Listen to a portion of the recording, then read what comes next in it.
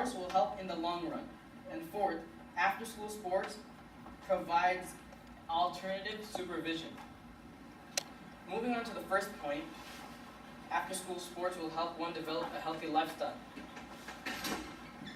It will help in reducing the overall obesity in America and other health issues. It will prevent one from steering into the wrong direction and leading a healthy lifestyle. There's a statistic that states America is the most obese country in the world. This shows that if America was to apply the after-school rule for requiring sports for all students, this would reduce the obesity level in America dramatically.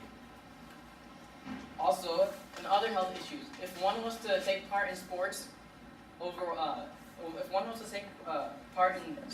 after school, and it was mandatory for all students, this will also reduce other health issues that they might have.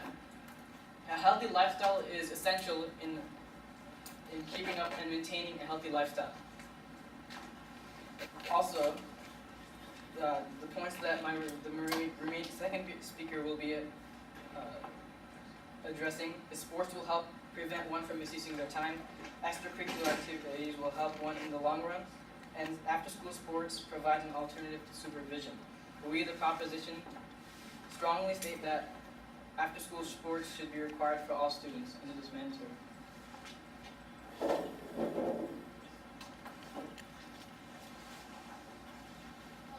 These are problems that if the child is being forced to do after-school programs, then how are they supposed to do that if they have those medical problems? And in after-school programs in sports, there's a lot of running, a lot of dribbling, a lot of stuff that you have to do. And what, you're going to put your students' health in risk just because you have to do it? What happened to that? This country, we're supposed to have, we are already obliged to have education, because that's something important. But sports is not a major part in society, and we shouldn't have to be forced to do it. And you also said, use his time. Well, what about our education? There's always finals that are coming up. How are we supposed to study for finals if we have to worry about going to a 2 or long hour sport, and then you also have to compete on top of that? I've seen a lot of high schools, they have sports, just practicing is like 2-3 days a week, and then playing a game is 2 days a week. Now, 5 days of your week is to sports. Sports is not education. If you're not even getting your education down pat, how are you supposed to try to now take care of sports? You can't multitask all these things if you can't take the literal thing down. And then you said it's going to help in the long run. How's it going to help in the long run? It's a sport. It's only going to help in the long run if you're going to go now for college and take in a sport. If not, what is it helping you with? There's other things that we can go into, community service hours for other things, because what if we don't want to become a sports major, a basketball person, or a football player? We don't want to do that, so now we're being forced to do something we don't even want to do. Now I'd like to go to my points. First of all, personal issues. Either the person needs to work for their living. A lot of high school students nowadays have to work to get into college. What if they don't get a scholarship? Or even family issues. Okay, so transportation, the school sometimes does not have the time to take the person's bus, so they have to walk. I've seen some schools that they walk 5 miles just to go to the school. Also, funds. What if the school doesn't have the funds to take, because it's 400 or even more students doing it. It's like how you have the funds to get the equipment, get all those stuff. Also, teacher with qualifications. A lot of teachers did not go into sports. How are you supposed to learn these stuff if the teacher's not even qualified to do it? Commitment issues. A lot of teachers don't want to commit to doing something, and now they have to be forced to do it. Some people don't even get paid for it. Do you want? Also, no.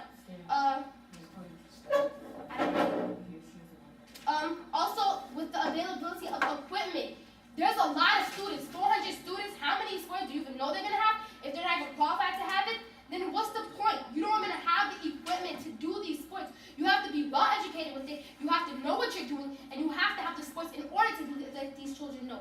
And I would like to now say that we are against having after school sports should be required for all students. It shouldn't be required. It should be an option. That's all I know.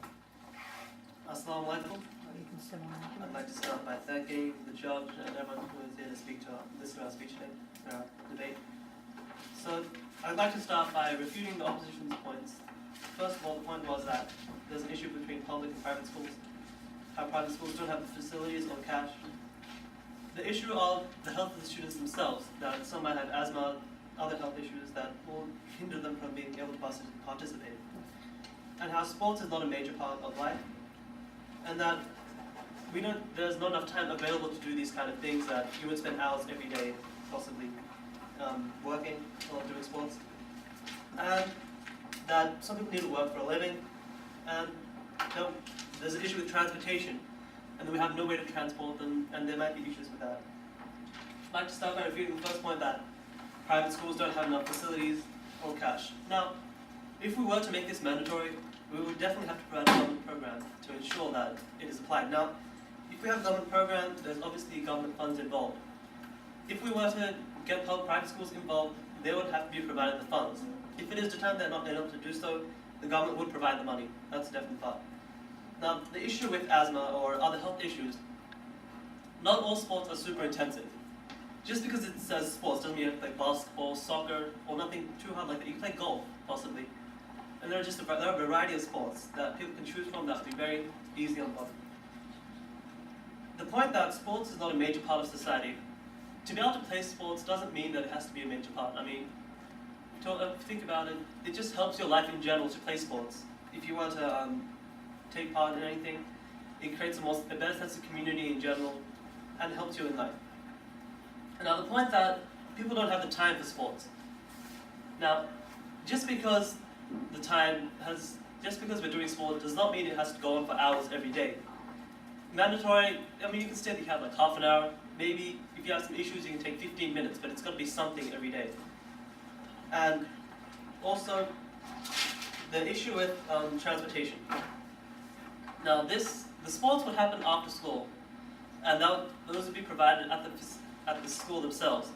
So whatever way you use to get to and from school would apply to that situation as well. For example, we have a bus system that will take you there and back, and you'd have the same problem anyway without the sports. It's just a little time tagged on at the end of school. Now, I'd like to bring up my points, which were that sports will prevent one from misusing their time. Now, we hear of people who spend hours every day through activities such as games and even possibly sometimes drugs, alcohol, and on the streets. Giving them sports will allow them to spend their time at home and their time at school and doing something constructive rather than out on the streets or at home playing video games or things like that. Extracurricular sports will help in the long run. Now, my opposition said that it would not help at all in any way, but if you think about it, if you are applying to a college, they're looking for extracurricular activities. They want you to participate in something so that they know that you'll be a good part of their community. So if you have sports, it's something that you can tag onto your resume and it will definitely help you in application. Why does it have to be sports? There's other extracurricular. Yeah, I do. Why does it have to be sports? There's other extracurricular activities, newsletters, such things. Sports is not. Oh, they see one person who's done sports, but then they see another person who did newsletter. Something more beneficial than sports. So which one are they gonna pick? The person who did newsletter or the person who did sports? See. Now with that, sports in general will help you in your resume. So it doesn't matter what you do, whether it's sports or extracurricular. This is to ensure that it's mandatory, so that everyone has something to do. They can spend time. If they have a newsletter, they can spend time after the sports to do that. But this is just to ensure that everyone has the same. Yeah. What if it conflicts with the newsletter? Conflicts? Alright, well if they have issues with the newsletter, they can make the time for sports shorter. They can lessen that time. They can make it only 10-15 minutes. You still have an hour every day to do the newsletter. So you could, if you really had an issue with the newsletter, if you were really involved in it, you could just tag time off sports. The fact that it happens every day is all that is important. Now, it will help. Now, I'll go back to my point of how it will help in the long run. It will help develop leadership skills, apply to college, and it also helps within that time as well, because 75% of students who take sports do better at school. Okay. Also, and this is a standard title, yes. What did you? Also, after-school sports provides an alternative supervision. Many students, when they get home, they're all home alone, and it is really hard. Okay, so I can wrap up. Right? So I'd like to conclude by saying that